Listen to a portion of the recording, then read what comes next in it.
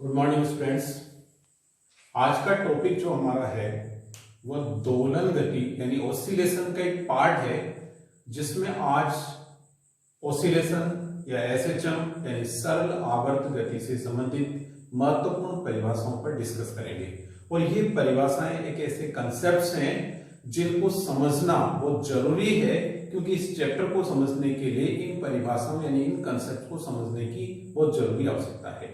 तो हम बात कर रहे हैं एसएचएम से संबंधित महत्वपूर्ण परिभाषाएं क्या है। फर्स्ट पॉइंट है, हम बात करते हैं साम्य स्थिति या माध्य स्थिति, जिसके बारे में हम पहले भी डिस्कस कर चुके हैं। दोबारा से नई सिरे से मैं इसके बारे में बताना चाहता हूं। साम्य स्थिति क्या है? जब कभी भी दोलन गति होती है, जैसे यहां पर दोलन गति के बारे में बात करें, स्प्रिंग से ये कोई द्रव्यमान m इस तरह से जुड़ा हुआ है। अब इसको या तो हम पकड़ करके इधर खींच लें, तब भी स्प्रिंग इसको इधर की तरफ खींचती है, या फिर यहां से इस तरफ धक्का दे दें तब स्प्रिंग उस तरफ धक्का देती है, यानी बल लगाती है। जिस दिशा में विस्थापन होता है उसकी विपरीत दिशा में बल लगता है। ये जो स्थिति है जहां पर किसी प्रकार का कोई बल कार्य नहीं करता, उस स्थिति में ये जो दोलक है, ये जो वस्तु है, वो माध्य स्थिति में होती है, साम्यावस्था की स्थिति में होती है। और अगर यहां से हम इसको विस्थापित करते हैं तो पुनः लौटकर वापस इसी स्थिति में आने का प्रयास करती है। इस स्थिति को माध्य स्थिति कहा जाता है या साम्यावस्था की स्थिति कहा जाता है। अगर हम सरल दोलक के केस में देखें, यहां पर अगर किसी डोरी से स्मॉल m द्रव्यमान की वस्तु को बांधकर लटका दें तो ये ऐसे लटकी रहती है। अब यदि इसको अगर थोड़ा सा इस तरफ या इस तरफ विस्थापित करके छोड़ दें तो प्रत्येक स्थिति में वस्तु इस स्थिति में आने की कोशिश करती है। यानी ये जो स्थिति है वो साम्यावस्था की स्थिति है या माध्य स्थिति है। माध्य स्थिति में F यानी बल का मान शून्य होता है, और बल का मान शून्य होने के कारण और वस्तु वापस लौटकर उसी स्थिति में आने के कारण ये स्थायी साम्यावस्था की स्थिति होती है। तो हम यहां पर बात कर रहे हैं कि साम्य स्थिति या माध्य स्थिति क्या होती है। जब वस्तु यानी सरल आवर्ती दोलक को हल्का सा विस्थापित किया जाता है और लौटकर वह अपनी उस प्रारंभिक स्थिति में आने की कोशिश करती है, तो उस स्थिति को साम्य स्थिति या माध्य स्थिति कहा जाता है। साम्य स्थिति में y यानी विस्थापन की वैल्यू 0 होती है अगर सरल आवर्त गति y अक्ष पर हो रही हो। यदि सरल आवर्त गति x अक्ष पर हो रही हो तो विस्थापन x इक्वल टू 0 होता है। यहां पर देखें, साम्यावस्था की स्थिति में जो सरल आवर्ती दोलक होता है उसका विस्थापन शून्य होता है। विस्थापन अगर y अक्ष पर है तो y इक्वल टू 0 होगा। यदि सरल आवर्त गति x अक्ष पर हो रही है तो x इक्वल टू 0 होगा। लेकिन अन्य, जैसे हम यहाँ पर त्वरण की बात करें तो त्वरण का जो फॉर्मूला होता है वो माइनस ओमेगा स्क्वायर y, ये वैल्यू होती है। अब y इक्वल टू 0 है, इसलिए ये वैल्यू क्या होगी? 0। ये त्वरण की वैल्यू होगी। हम अच्छी तरह से जानते हैं बल F equal to m into a, और ये जो वैल्यू है वो minus m omega square y that is equal to 0 है। क्यों? क्योंकि साम्यावस्था की स्थिति में विस्थापन का मान शून्य होता है। लेकिन साम्य स्थिति में गतिज ऊर्जा का जो मान है k equal to half m omega square a square minus y square. y equal to 0 है, इसलिए k की value half m omega square a square. यहां पर हम a यानी आयाम को कैपिटल A से रिप्रेजेंट करते हैं, इसलिए ये वैल्यू होगी हमारे पास half m omega square a square minus y square equal to half m omega square a square. और ये वैल्यू किसके इक्वल होगी? ET के इक्वल, यानी कुल ऊर्जा के बराबर होती है। कहने का मतलब गतिज ऊर्जा का मान अधिकतम होता है। F की वैल्यू जो है वह शून्य होती है, त्वरण की वैल्यू शून्य होती है, विस्थापन की वैल्यू शून्य होती है। लेकिन वेग v equal to omega root of a square minus y square. यहां पर भी y की वैल्यू 0 होने के कारण v की value v equal to a omega, और ये वैल्यू क्या होगी? v मैक्सिमम के बराबर। और यहां पर k की वैल्यू भी क्या होगी? के मैक्सिमम के बराबर, और के मैक्सिमम की वैल्यू किसके इक्वल होगी, के टोटल के बराबर, और के टोटल की वैल्यू किसके बराबर होगी, हाफ के ए स्क्वायर। यहां पर के जो है वो m ओमेगा स्क्वायर को रिप्रेजेंट करता है, जिसे प्रत्यानित बल नियतांक कहा जाता है। हम बात कर रहे थे साम्य स्थिति की, और साम्य स्थिति का मतलब वो स्थिति होती है जहां से वस्तु को विस्थापित करने पर पुनः उसी स्थिति में आने की कोशिश करती, आने का प्रयास करती है, और जिस स्थिति में विस्थापन, त्वरण और बल का मान शून्य होता है, लेकिन वेग और गतिज ऊर्जा का मान अधिकतम होता है। अब गतिज ऊर्जा अधिकतम होती है तो स्थितिज ऊर्जा की जो वैल्यू होती है वो शून्य हो जाती है। तो यहां पर हम स्थितिज ऊर्जा को u that is equal to 0, क्यों, क्योंकि ये value half m omega square y होती है, means half k square y, और y की वैल्यू 0 होने की वजह से स्थितिज ऊर्जा का मान शून्य हो जाता है।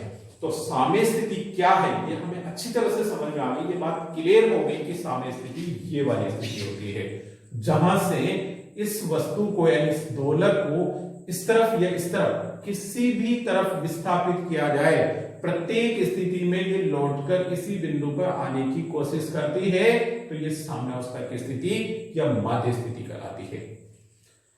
यहां पर देखें वस्तु के लिए ये जो स्थिति है वो माध्य स्थिति या साम्यावस्था की स्थिति है, क्योंकि यहां से इस तरफ विस्थापित करने पर भी लौटकर इधर आएगी, और यहां से इस तरफ विस्थापित करने पर भी वस्तु लौटकर इसी तरफ आने की कोशिश करती है, इसलिए ये या फिर ये स्थिति जो है वो साम्यावस्था की स्थितियां होती है। और साम्यावस्था की स्थिति में विस्थापन का मान शून्य होता है, त्वरण का मान शून्य होता है, बल का मान शून्य होता है, स्थितिज ऊर्जा का मान शून्य होता है, लेकिन वेग और गतिज ऊर्जा का मान अधिकतम होता है, और ये जो गतिज ऊर्जा का अधिकतम मान है वो कुल ऊर्जा के बराबर होता है, और कुल ऊर्जा का मान यानी अधिकतम गतिज ऊर्जा हाफ m ओमेगा स्क्वायर ए स्क्वायर या फिर के टोटल हाफ के ए स्क्वायर के बराबर होती है। ये साम्यावस्था की स्थिति है। नेक्स्ट पॉइंट जिसकी हम बात करते हैं, और पहले भी हमने डिस्कस किया था, चरम स्थिति, एक्सट्रीम पोजीशन। और ये एक्सट्रीम पोजीशन क्या है, अधिकतम विस्थापन की स्थिति। कहां से, माध्य स्थिति से। इसका मतलब चरम स्थिति क्या है, माध्य स्थिति से अधिकतम विस्थापन की स्थिति, माध्य स्थिति से अधिकतम विस्थापन की स्थिति, अधिकतम विस्थापन की स्थिति, विस्थापन की स्थिति। माध्य स्थिति से अधिकतम विस्थापन को तो आयाम कहा जाता है, और अधिकतम विस्थापन की जो स्थिति होती है उसे चरम स्थिति कहा जाता है। यहां पर देखें तो चरम स्थितियां दो होती है, एक इस तरफ ये भी चरम स्थिति है यानी एक्सट्रीम पोजीशन है, और यहां से इस तरफ ये भी एक्सट्रीम पोजीशन है। माध्य स्थिति से जब इस दोलक को इधर की तरफ खींचा जाता है तो यहां से अधिकतम विस्थापन अगर ये है तो ये एक्सट्रीम पोजीशन 1 हुई, और यहां से इस तरफ विस्थापित किया जाता है या फिर यहां से छोड़ा जाता है, तो जितनी दूरी ये इधर की तरफ गई है उतनी ही दूरी इस तरफ आ जाती है, तो ये एक्सट्रीम 2 की कंडीशन है। इस तरह से एक्सट्रीम 1, एक्सट्रीम 2, यहां पर एक्सट्रीम 1 और यहां पर ये एक्सट्रीम 2, इस प्रकार से ये चरम स्थिति है, ये वाली इसकी चरम स्थिति है, ये वाली और ये वाली इस दोलन की चरम स्थितियां होती है।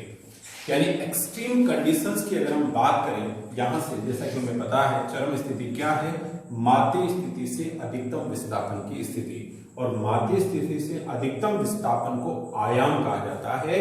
इसलिए चरम स्थितियों में विस्थापन का जो मान होता है वह आयाम के बराबर होता है। हम y अक्ष पर सरल गति को डिस्कस कर रहे हैं, इसलिए y इक्वल टू a होगा। यहां पर हम y equal two plus minus a भी कर सकते हैं। क्यों? क्योंकि अगर हम इसको देखें तो यहां से ये वाली जो स्थिति है ये पॉजिटिव डायरेक्शन में विस्थापन है और ये नेगेटिव डायरेक्शन में विस्थापन है, इसलिए y equal two plus minus a या x equal two plus minus a की स्थिति होती है, यानी y की वैल्यू अधिकतम होती है। इसलिए चरम स्थिति में y equal to y maximum, और y मैक्सिमम की वैल्यू किसके बराबर होती है, आयाम के बराबर। अब वापस यहां से डिस्कस करें v equal to omega a square minus y square. यदि y इक्वल टू a हो तो a स्क्वायर, एक्सट्रीम कंडीशन में y की वैल्यू मैक्सिमम है और यहां पर a square minus a square equal to 0 होगा। इट मीन्स v का जो वैल्यू है, कहां पर v का जो वैल्यू है y equal to a, means चरम स्थिति में v का वैल्यू मैक्सिमम होगा, सॉरी v का वैल्यू 0 होगा, a square minus a square equal to 0, इसलिए v इक्वल टू क्या हो जाएगा 0। वेलोसिटी का वैल्यू 0 होता है। त्वरण की बात करें तो a equal to minus omega square a y, sorry, और y का वैल्यू क्या है a, इसलिए त्वरण की वैल्यू अधिकतम होती है और ये value a equal to minus omega square a हो जाती है।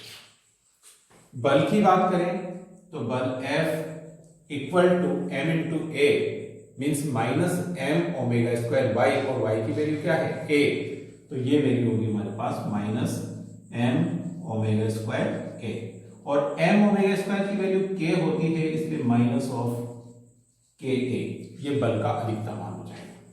गतिज ऊर्जा की बात करें तो a स्क्वायर माइनस y, कहां पर चरम स्थिति में y की वैल्यू क्या है a square minus a square that is equal to 0, means गतिज ऊर्जा की वैल्यू k इक्वल टू क्या होगी 0 होगी। लेकिन स्थितिज ऊर्जा की वैल्यू जो होगी वो u equal to half m omega square y, और m omega square y m omega square equal to k, प्रत्यानयन बल नियतांक, इसलिए ये वैल्यू क्या होगी k स्क्वायर y, और y की वैल्यू चरम स्थिति में क्या होगी a, इसलिए u की वैल्यू होगी हाफ k a स्क्वायर, और ये वैल्यू किसके इक्वल होगी E टोटल के इक्वल, यानी कुल ऊर्जा के बराबर। इसका मतलब u की वैल्यू u मैक्सिमम होगी चरम स्थिति में, त्वरण की वैल्यू अधिकतम होगी, बल का मान अधिकतम होगा, विस्थापन का मान अधिकतम होगा। ये चरम स्थिति में इन फिजिकल क्वांटिटीज की वैल्यू 0 या मैक्सिमम होती है, और साम्य स्थिति में y यानी विस्थापन 0, त्वरण 0, बल 0 और स्थितिज ऊर्जा 0, लेकिन वेग और गतिज ऊर्जा का मान अधिकतम। इसका जस्ट अपोजिट यहां पर देखें तो विस्थापन अधिकतम, त्वरण अधिकतम, बल अधिकतम, स्थितिज ऊर्जा अधिकतम, लेकिन वेग और गतिज ऊर्जा का मान शून्य, कहां पर चरम स्थिति में। आवर्तकाल, थर्ड पॉइंट आवर्तकाल। किसी सरल आवर्ती दोलक को एक दोलन पूरा करने में लगने वाला समय आवर्तकाल कहलाता है, यानी पीरियड ऑफ ऑसिलेशन कहलाता है। इसके बारे में हम पहले कई बार डिस्कस कर चुके हैं।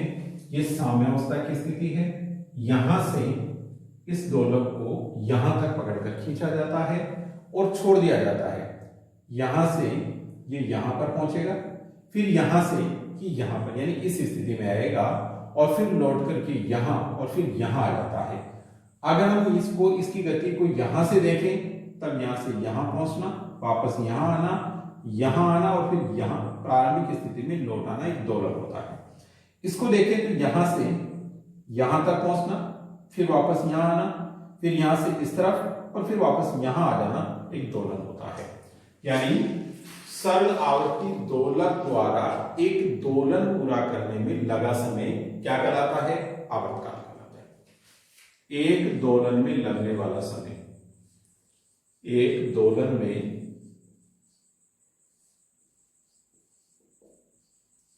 लगने वाला समय,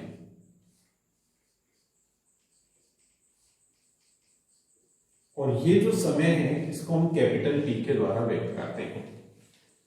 इसका जो वैल्यू है वह T इक्वल टू 1/n, यहां पर n आवृत्ति है और ये वैल्यू 2π/ओमेगा के बराबर होता है। n आवृत्ति और ओमेगा कोणीय आवृत्ति या कोणीय वेग होता है। आवर्तकाल का जो मात्रक होता है वह सेकंड होता है। नेक्स्ट पॉइंट है आवृत्ति।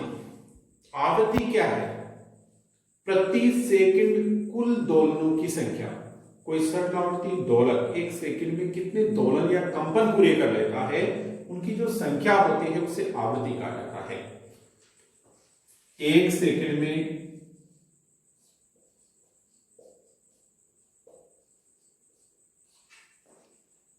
कुल दोलनों की संख्या,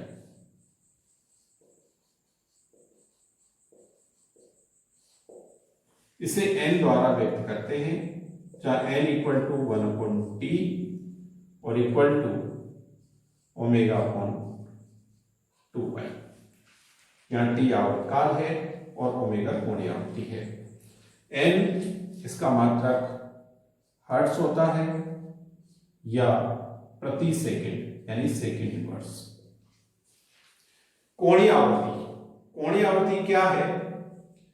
कोणीय स्थिति में परिवर्तन की दर। जब भी कोई सरल आवर्ती दोलक गति करता है तो उसकी कोणीय स्थिति में परिवर्तन होता है। कैसे होता है कोणीय स्थिति में परिवर्तन? हमने देखा था कि सरल आवर्त गति जो है वह किसी वृत्त की परिधि पर गतिशील कण द्वारा किसी व्यास पर डाले गए प्रक्षेप के फुट द्वारा सरलतम रूप से व्यक्त होती है। जब ये वाला पार्टिकल यहां से यहां तक पहुंचता है तो ये वाला जो कोण है वह π/2 होता है, यानी 90 डिग्री का कोण होता है। तो जब ये यहां से यहां तक पहुंचा तब ये जो सरलावर्ती दोलक माध्य स्थिति से यहां पहुंच जाता है। तो इस स्थिति में यानी इस कोणीय स्थिति में जो परिवर्तन की दर है उसे कोणीय आवृत्ति कहा जाता है। यानी कोणीय स्थिति में परिवर्तन की दर, कोणीय स्थिति में परिवर्तन की दर, परिवर्तन की दर, और इसे ओमेगा द्वारा व्यक्त किया जाता है। ओमेगा की जो वैल्यू है इस फॉर्मूले से या इस फॉर्मूले से देखें तो ओमेगा इक्वल टू 2π/t। कैसे होगा 2π/t? यहां से जब पार्टिकल गति करता हुआ वापस यहां आता है तो सरल आवर्ती दोलक यहां से यहां पहुंचकर वापस यहां और यहां से यहां पहुंचकर वापस यहां आ जाता है। इस दौरान इस कण द्वारा कंप्लीट किए गए कोण का मान π/2 + π/2 + π/2 + π/2 यानी 4 × π/2 = 2π। यहां से वापस यहां तक आने में लगने वाला समय एक आवर्तकाल के बराबर। तो कुल कोण कितना हुआ 2π और आवर्तकाल का समय यानी लिया गया समय जो है वो कितना है t। तो समय के सापेक्ष कोणीय स्थिति में परिवर्तन की दर क्या हुई? Omega equal to 2π/t। लेकिन हम यहां पर देख रहे हैं t की वैल्यू 1/n के बराबर होगी, इसलिए omega equal to 1/t that is equal to n means omega equal to 2πn।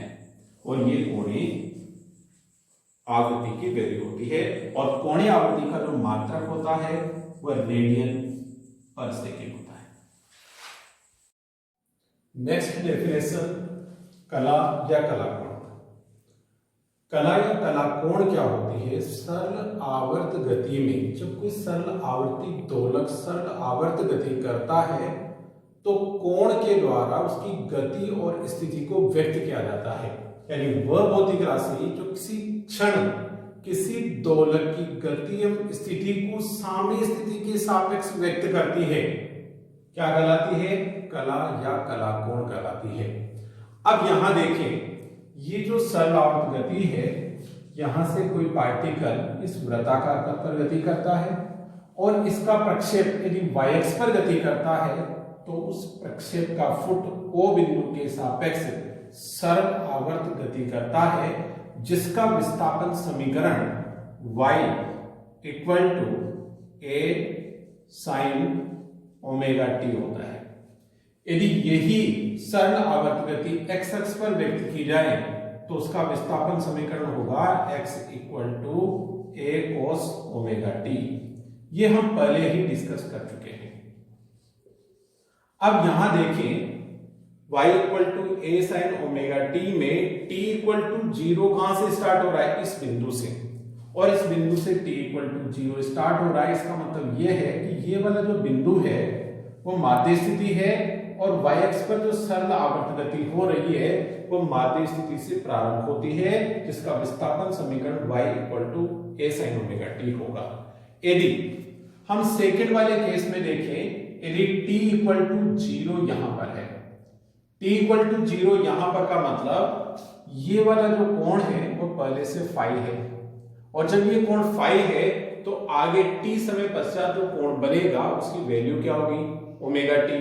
इस स्थिति में जो समीकरण होगा विस्थापन समीकरण वो y equal to a sine omega t plus 5 होगा। और इसी प्रकार यदि x अक्ष पर इसके अकॉर्डिंग सरल आवर्त गति का विस्थापन समीकरण देखें तो वह समीकरण होगा x equal to a cos omega t plus 5। ये समीकरण नंबर 3 और ये समीकरण नंबर 4। अब यहां पर फाई की जो वैल्यू है वो क्या हो या क्या हो सकती है, इसको हम यहां पर देखते हैं। First point y equal to a sine omega t plus 5 में यदि phi equal to pi by 4 हो तब समीकरण नंबर 3 को y equal to a sine omega t plus pi by 4 द्वारा व्यक्त कर सकते हैं और यह समीकरण नंबर 5 हो जाती है। यदि फाई की वैल्यू पाई बाई 2 हो तो यह समीकरण बनेगी y equal to a sine omega t plus 5 में जहां phi equal to pi by 2 तब y equal to a sine omega t plus pi by 2 और sine omega t plus pi by 2 कौन सा क्वाड्रेंट होगा? Second quadrant. और second quadrant में sine की जो वैल्यू होगी वो पॉजिटिव होगी और ये समीकरण बनेगी हमारे पास equal to a cos omega t और ये समीकरण नंबर 6 होगी। यहां पर हम डिस्कस कर रहे हैं कला या कला कोण के बारे में। तो समीकरण नंबर 1 को अगर हम देखें तो यहां पर कला या कला कोण की वैल्यू कितनी होगी? Omega t. समीकरण नंबर 2 में जो कि x अक्ष पर गति है, x अक्ष पर सरल आवर्त गति को व्यक्त कर रही है, यहां पर भी x equal to a cos omega t जो कि x अक्ष पर सरल आवर्त गति को व्यक्त करती है, विस्थापन समीकरण में कला कोण का मान ओमेगा टी है। लेकिन यहां पर कला कोण का मान ओमेगा टी प्लस 5 है, यहां पर कला कोण का मान omega t plus pi by 4 है और यहां पर कला कोण का मान omega t plus pi by 2 है। a cos ओमेगा टी में ओमेगा टी आ रहा है लेकिन कला कोण का मान कितना होगा? Omega t plus pi by 2। क्यों होगा ऐसा? उसका कारण यह है कि जो हमारे पास विस्थापन समीकरण है जो माध्य स्थिति के रेस्पेक्ट में लिया गया था वो y equal to a sine omega t है। तो साइन ओमेगा टी के रेस्पेक्ट में कला कोण का मान ये टोटल वैल्यू आती है, ये वाली टोटल वैल्यू आती है कब? जब हम यहां पर साइन रखें। यदि ये कोस हो जाता है या कोस दिया हो तो पहले हमें उसको साइन में कन्वर्ट करना होगा और उसके बाद हम कला कोण की स्थिति को व्यक्त करते हैं। तब हम यहां पर ये देख सकते हैं समीकरण नंबर 1 के लिए कला कोण जिसे थीटा कहेंगे और थीटा की वैल्यू ओमेगा टी होगी। समीकरण नंबर 3 के लिए देखें तो वहां पर कला कोण की वैल्यू होगी theta equal to omega t plus 5 और इसी तरह से समीकरण नंबर 5 के लिए कला कोण की वैल्यू होगी omega t plus pi by 4 और समीकरण नंबर 6 के लिए कला कोण की वैल्यू होगी omega t plus pi by 2। और इस प्रकार हम यहां पर दो चीजें देख रहे हैं, गति कहां से प्रारंभ हो रही है उसके आधार पर y-अक्ष पर सरल आवर्त गति का विस्थापन समीकरण very simple y equal to a sin omega t plus 5 होगा। अब फाई की वैल्यू क्या है? Pi by 4। तो यहां पर वैल्यू आ गई हमारे पास omega t plus pi by 4। अगर omega t plus pi by 2 यानी फाई की वैल्यू क्या है? Pi by 2। सरल आवर्त गति कहां से प्रारंभ होगी? यहां से। समीकरण क्या बनेगा? a sin omega t plus pi by 2 equal to a cos omega t। अब गति कहीं से भी दी गई हो, जैसे यहां से प्रारंभ होती है t इक्वल टू 0, तो ये कोण कितना हो गया टोटल? पाई। तब क्या बनेगा? ओमेगा t प्लस पाई। और ओमेगा t प्लस पाई की वैल्यू जो कि आगे की गति के लिए थर्ड क्वाड्रेंट होगा और sine omega t plus pi equal to minus a sin omega t होगा। और इस प्रकार से y-अक्ष पर गति के लिए विस्थापन समीकरण जो है वह हम यहां पर y equal to a sine omega t plus five में फाइव की वैल्यू रख करके विस्थापन समीकरण ज्ञात कर सकते हैं और y equal to a sine omega t के रेस्पेक्ट में कितना वैल्यू क्या है ओमेगा टी प्लस फाइव और फाइव की वैल्यू क्या है, इस प्रकार से समीकरण 1 के लिए कलाकोण theta equal to omega t, समीकरण नंबर 3 में theta equal to omega t plus 5, समीकरण नंबर 5 में theta equal to omega t plus pi by 4 और समीकरण नंबर 6 में theta equal to omega t plus pi by 2। और अगर फाई की वैल्यू कुछ अन्य वैल्यू दी हुई हो तो उसके अकॉर्डिंग हम कलाकोण की वैल्यू को ज्ञात कर सकते हैं। इसी प्रकार हम यहां पर देखें, यदि हम x अक्ष पर सरल आवर्त गति को व्यक्त करते हैं तो उसका विस्थापन समीकरण होगा x equal to a cos omega t। अब अगर समीकरण ये दिया हुआ है, तब अगर यहां पर दूसरा समीकरण ये है तो इस विस्थापन समीकरण में ये जो कोण की वैल्यू है, कोणीय स्थिति की जो वैल्यू है वह कलाकोण है और यहां पर कलाकोण का मान ओमेगा टी प्लस 5 होगा। फाई की वैल्यू कितनी दी हुई है, जैसे यहां पर दी हुई अलग अलग वैल्यू, उसी तरह से हम यहां पर फाई की वैल्यू रख करके कलाकोण के मान विभिन्न स्थितियों के लिए ज्ञात कर सकते हैं। नेक्स्ट, प्रारंभिक कलाकोण या कला नियतांक। प्रारंभिक कलाकोण या कला नियतांक क्या होता है? जब t इक्वल टू 0 हो तब किसी सरल आवर्ती दोलक की गति का विस्थापन समीकरण क्या है, उस विस्थापन समीकरण में t इक्वल टू 0 पर कलाकोण का मान कितना है, उसे प्रारंभिक कलाकोण या कला नियतांक कहा जाता है।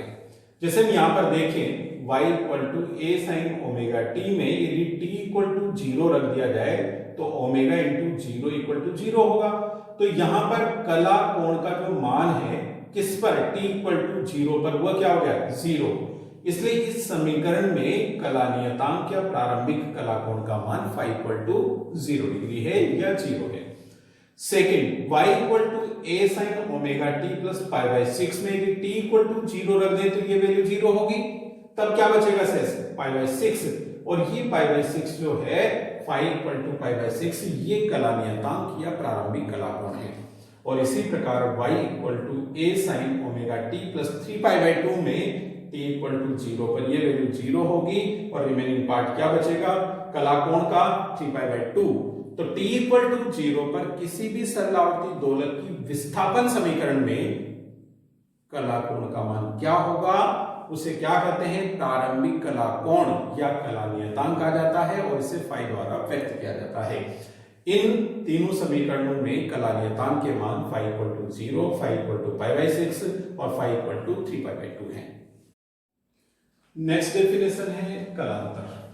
और कलांतर क्या होगा, जैसे हमने कला या कलाकोण को देखा था, दो सरल आवर्त गतियों की कलाकोणों का अंतर।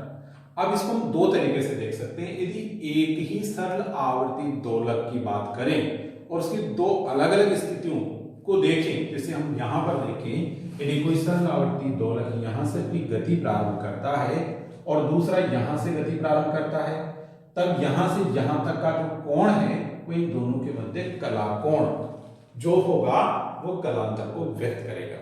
तो एक ही सरल आवर्ती दोलक की दो अलग अलग स्थितियों में कलाकोणों का जो अंतर होता है उसे कलांतर कहा जाता है। या फिर हम दूसरे तरीके से ये कर सकते हैं कि दो सरल आवर्ती दोलक सरल आवर्त गति कर रहे हैं और उन दोनों की किसी एक ही समय पर, किसी t टाइम पर अगर हम उनके विस्थापन समीकरण बनाएं और उन विस्थापन समीकरणों में कलाकोणों का अंतर ज्ञात करें तो उसे भी कलांतर कहा जाता है। यानी कलांतर हम एक ही सरल आवर्ती दोलक की दो अलग अलग स्थितियों के लिए ज्ञात कर सकते हैं या फिर दो दोलकों की किसी एक समय पर स्थितियों के विस्थापन समीकरणों में कलाओं के अंतर के रूप में देख सकते हैं। यहां पर देखिए, यदि कोई समीकरण है y1 equal to a sine omega t plus pi by 4, यह समीकरण नंबर 1 है। दूसरा सरल आवर्ती दोलक जो गति कर रहा है उसका विस्थापन समीकरण है y equal to a sine omega t plus 3 pi by 4। ये समीकरण नंबर 2। इसके लिए देखें तो ये जो वैल्यू है ये क्या है, कलाकोण, और इसे हम थीटा 1 के द्वारा व्यक्त कर लेते हैं। इसके लिए कलाकोण की जो वैल्यू होगी वो थीटा 2 है और थीटा 2 की वैल्यू ओमेगा टी प्लस 3π/4 है।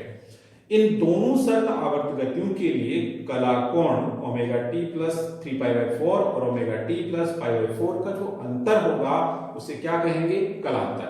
इसलिए समीकरण 2 और समीकरण 1 के अनुसार सरल आवर्त गति करने वाले कणों के सरल आवर्त गतियों के मध्य कलांतर का मान del phi equal to theta 2 minus theta 1, और थीटा 2 का वैल्यू क्या है, omega t plus 3π/4 minus omega t plus π/4। Omega t minus omega t equal to 0, 3π/4 minus π/4 equal to 2π/4, इसलिए डेल फाई यानी कलांतर का मान क्या होगा, π/2 हो जाएगा, और इस प्रकार से कलांतर की वैल्यू ज्ञात की जा सकती है। अब यहां पर हमें यह समझने की जरूरत है कि ये जो कलांतर π/2 आया वो हम किस प्रकार से देख सकते हैं। देखो यहां पर इसको हम ऐसे देख सकते हैं, सपोज ये कोई सरल आवर्ती दोलक यानी सिंपल पेंडुलम है। सिंपल पेंडुलम जब गति करता है यहां से और यहां से यहां पहुंचता है, तो यहां से यहां तक पहुंचने में जो टाइम लगता है वो t/4 टाइम लगता है। यहां से वापस लौटा तब भी कितना टाइम लगा, t/4 टाइम। इसके बाद यहां से यहां तक पहुंचने में कितना टाइम लगा, t/4, और यहां से वापस यहां आने में भी कितना टाइम लगा, t/4। t/4 plus t/4 plus t/4 plus t/4 that is equal to t। यानी एक दोलन यहां से चल करके यहां वापस यहां से यहां और यहां से यहां तक पहुंचने में t समय लगता है, यानी एक दोलन काल जिसे आवर्त काल भी कहा जाता है। और इसी को अगर हम देखें, जब यहां से पार्टिकल यहां पहुंचता है तो दोलक यहां से यहां पहुंच जाता है, यानी यहां से यहां पहुंच जाता है। जब दोलक यहां से यहां पहुंचता है तो ये कोण कितना होगा, π/2। तो यहां से यहां पहुंचने की स्थिति में कलाकोण का मान π/2 होगा। अगर कोई सरलावर्ती दोलक यहां से गति प्रारंभ करता है और दूसरा सरलावर्ती दोलक यहां से गति प्रारंभ करता है, तब दोनों के मध्य समयांतराल कितना होगा, t/4। और t/4 का मतलब यहां से यहां तक का कुल कोण है 2π, और कुल समय कितना लगा, t, यानी t समय की संगत कलांतर का मान कितना होगा, 2π। इसलिए एक पार्टिकल यहां से गति प्रारंभ करता है, दूसरा यहां से गति प्रारंभ करता है, तो दोनों के मध्य कलांतर का मान होगा t/4 के संगत, और ये वैल्यू देगी 2π/4 दैट इज इक्वल टू π/2। और इसी प्रकार हम विभिन्न स्थितियों में कलांतर का मान ज्ञात कर सकते हैं। देखो इधर कोई पार्टिकल यहां से सरलावर्त गति प्रारंभ करता है, वो इधर की तरफ जा रहा है। दूसरा पार्टिकल सरलावर्त गति यहीं से प्रारंभ करता है लेकिन वो इधर की तरफ आ रहा है। ये वाला पार्टिकल भी यहां से जा रहा है, वो t=0 टाइम पर जा रहा है, लेकिन जो पार्टिकल इधर की तरफ आ रहा है वो t/4 टाइम ये, और यहां से आने का t/4 टाइम यानी t/2 टाइम पहले सरल आवर्त गति कर चुका था, इसलिए उसने पाई कलाकोण कंप्लीट कर लिया। इसलिए यहां पर एक पार्टिकल इधर और दूसरा पार्टिकल जो इधर जा रहा है, उन दोनों की सरल आवर्त गतियों के मध्य जो कलांतर होगा वो पाई का होगा। और इसी प्रकार किसी भी तरीके का क्वेश्चन आपको दिया हो तो उसमें ये सारी चीजें हम डिस्कस करके कलांतर का मान ज्ञात कर सकते हैं।